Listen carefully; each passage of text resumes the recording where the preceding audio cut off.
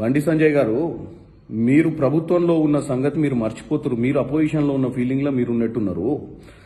ఈరోజు ఎంఐఎం పార్టీకి ఈ ఉగ్రదాడులు, ఈ మధ్యప్రదేశ్ నుంచి సిట్ అధికారులు వచ్చి చేస్తున్నటువంటి దాడులలో వాళ్ళకి సంబంధం ఉండి వాళ్ళ అరెస్ట్ అయిన వాళ్ళల్లో ఎవరైనా వాళ్ళ కాలేజీలో పనిచేసినట్టు మీరు అన్నట్టుంటే ఇమీడియట్ గా మీరు యాక్షన్ తీసుకోవాల్సిందిగా కోరుతున్నాను. మీరు బీఆర్ఎస్ పార్టీ విని నమ్మొద్దు. బీఆర్ఎస్ పార్టీ, ఎంఐఎం పార్టీ సరే వాళ్ళిద్దరి రిలేషన్ అందరికి తెలిసిందే.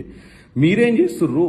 మీరు ఏం చేసేది లేకుండా అపోజిషన్లో ఉన్న కాంగ్రెస్ పార్టీపై నిందలేస్తూ కాంగ్రెస్ పార్టీ కూడా మైనార్టీ ఓట్ల కోసం ఇటువంటి విషయాలపై మాట్లాడతలేదు అంటుర్రు. మేము ఒకటి అడుగుతున్నాం. మీరు ఇమీడియట్ గా ఎంఐఎం పై చర్యలు తీసుకోండి.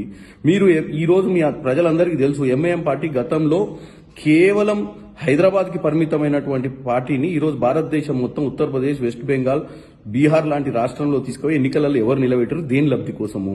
ఇటు హిందూ సోదరులను, మైనార్టీ సోదరులను మీరు తప్పుతో పట్టించే ప్రయత్నం చేయకండి. మీరు ఎప్పుడైతే ఎన్నికలు వస్తాయో అప్పుడే ఈ ఉగ్రదాడులు ఇవన్నీ చేస్తారు. ఇవి కేవలము మైనార్టీ, మీరు హిందూ ఓట్లను కన్సాలిడేట్ చేసుకోనికే మైనార్టీ సోదరులను ఇబ్బంది పెడుతుర్రు.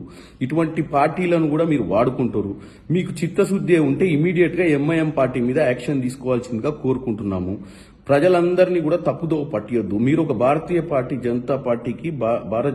జనతా పార్టీకి తెలంగాణ అధ్యక్షులు. మీరు ఇమీడియట్ గా దీనిపై చర్య తీసుకోవాలని కోరుకుంటున్నాను. హాయ్ ఫ్రెండ్స్, మా టుడే టుమారో యూట్యూబ్ ఛానల్ చూస్తున్నందుకు చాలా థ్యాంక్స్. మరిన్ని లేటెస్ట్ వీడియోస్ కోసం వెంటనే సబ్స్క్రైబ్ చేయండి. అలాగే ఈ బెల్ ని కూడా రింగ్ చేసేయండి.